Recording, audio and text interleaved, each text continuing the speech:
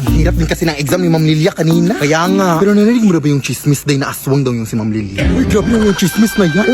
Naalala mo dati, nangangamoy bulok yung classroom natin, di ba? Yun pala, ilaw na puso ng baboy yung ulam ni Ma'am noon. Seryoso? Paano mo nalaman? Siyempre, nakikain ako. Di joke lang. Nakita ko sa table ni Ma'am. Tapos kilala mo sa Angel, di ba? Ay, yung nawawala. Sabi nila, si Ma'am Lilia daw ang huling kasama ni Angel bago siya nawala. Oh my God, totoo ba? Oo, te. O siya, nandito na pala ako. Ingat ka pa uwi, ha? Baka magkita kayo ni Ma'am Lilia. Kala mo natatakot ako? Anong ginagawa mo dito, eh? Bilat! Ay, Ma'am Lilia, ikaw pala yan. Anong bilat? Ay, balat. Balat po, ma'am. Ayan, nangangati yung balat ko sa paa. Ay, alay po nga po kasi ako, eh. Ganun ba? Umuwi ka na. Pilog pa naman ang buwan ngayon. Gantong oras nagsisilabasan ng mga aswang. Ha? Ay, sige po, ma'am. See you tomorrow po.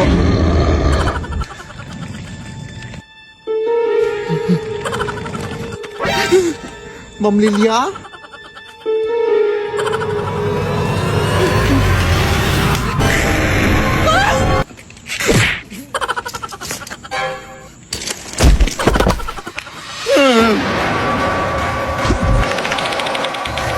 Tulong mga kapitbahay! Nice! Open the door! Sino ba yung nambubulabog dyan? Uy, Ma'am Lilia, ikaw ba yan? Bakit di pa nauwi anak ko?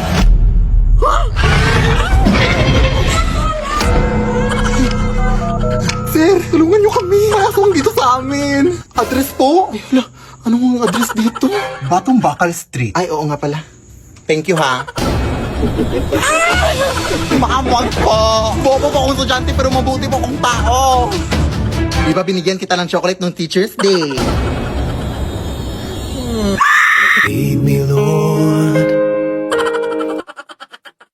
Kain na! Anak, alam mo bang may espiritong babae na daw na naglilibot dito sa ating barangay? Ha? Ang pangalan niya ay Banshee. Siya ay kilala sa kanyang malakas na iyak. At kapag narinig mo daw ang kanyang iyak, pinabalaan ka daw niya na may mamamatay sa iyong pamilya. Pwede mo ka naman magkwento ng mga kanyan? Ay, sarap pa talaga ng pagkain. O ayan, kaya rin na magkwento. Lo, pero baka gawa-gawa lang yan ng mga tao dito. Wala naman siguro makakahulan ng kamatayan ng isang tao. Ay, pakiklose pala ng gate, nakalimutan kong isara.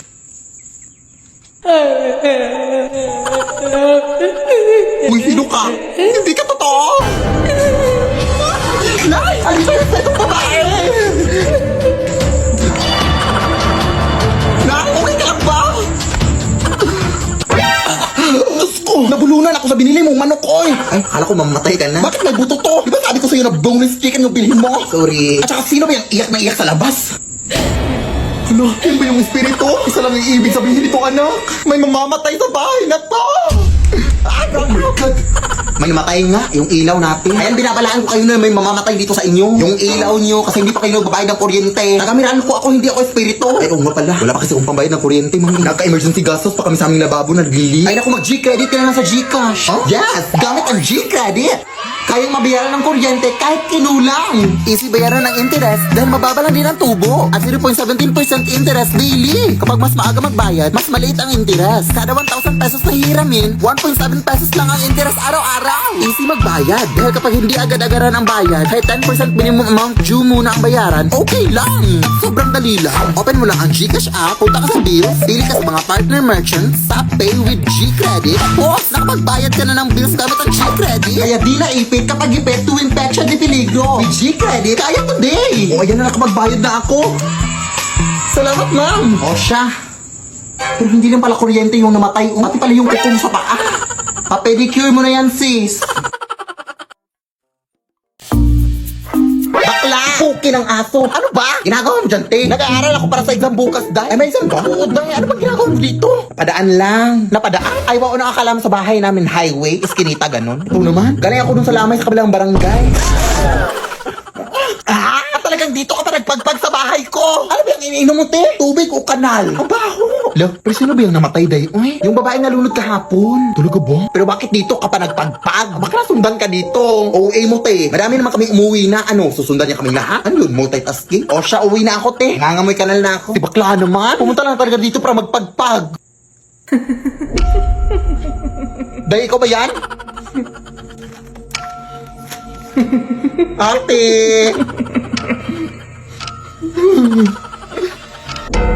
Mother? Is that you, mother? Ano? babad na ako dito, oh. Baka pwede mo namang, hoy, ano daw? Anong pwede mo namang? Ha? Maawa ka, te! Hindi ba ako yung pumunta sa lamay mo, yung kaklase ko po? Kung gusto mo samahan kita sa classroom bukas, ako na bahala sa pamasahe. Hoy, ano daw? Huh? Lead me, Lord. Paano kaya kung isang gabi may makiangkas na white lady? Sa video, makikita ang isang nakamotorsiklo. Sa kanyang likod, kapansin-pansing may nakaangkas. Tila nakasuot ng puting bestida. Napakahaba ng itim nitong buhok. Parang nakaharap po siya sa akin. Wala po siyang kamay. Nagtayuan yung balahibo ko. Sino o ano ang nakasampa sa likod ng motor? Nakabidyo ka ba? Dirit mo yan. Tatadyakan kita dyan. Sige, sabihin mo gawa. Sige, gawa. Ay, putang ina mo. Hi mga day, so ngayon samahan niyo ako para maghanap ng mga pagkain sa karagatan. So ang atake natin ngayon day ay island girl lang.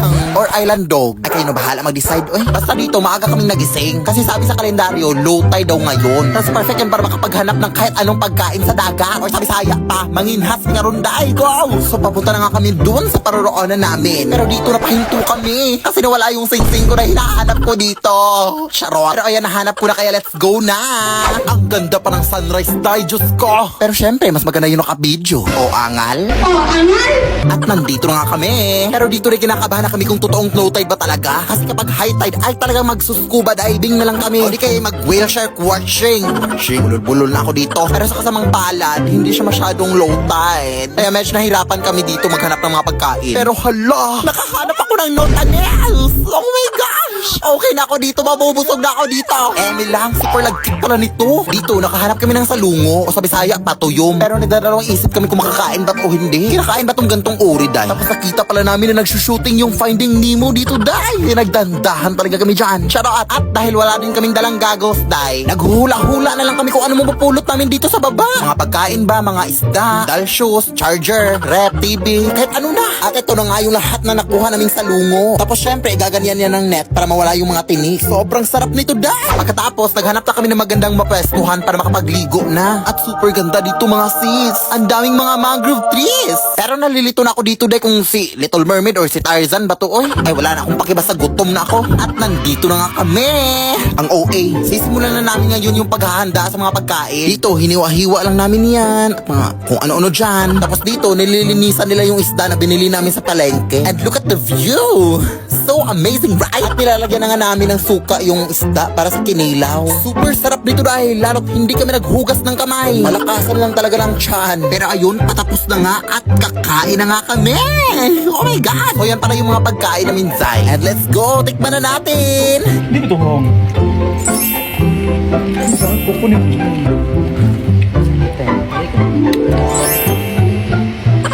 Kain tayo! At pagkatapos nga namin kumain, dahil medyo nagmamadali na kami kasi parang masama yung panahon. Kitang-kita naman makulimlim yung mga ulap. Pero actually, may pupuntahan pa kasi kaming falls. Yun yung next destination namin. Pero itong falls pala na pupuntahan namin ay medyo malayo, kaya ayun. Pero walang malayong lugar sa Lakwatserang Bakla. Alam nyo na yan. Nature din pala yung daanan dito, dahil. At bugs, nandito na kaagad kami. Diba ang bilis lang?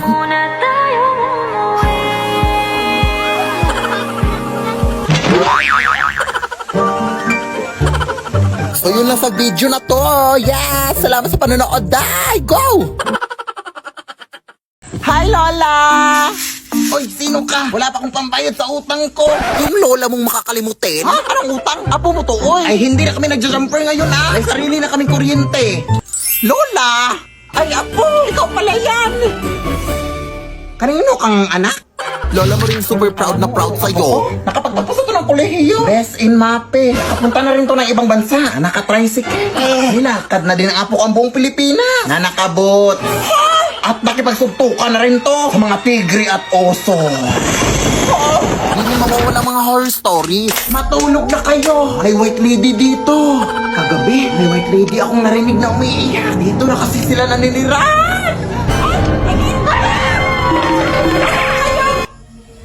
Oh, siya, maraming salamat ha. Ang hirap kasing patulogin ng mga batang yun. Salamat. Oh, mag-ingat ka sa pag-uwi mo, Apo. Amimiss kita. Thank you, Lola.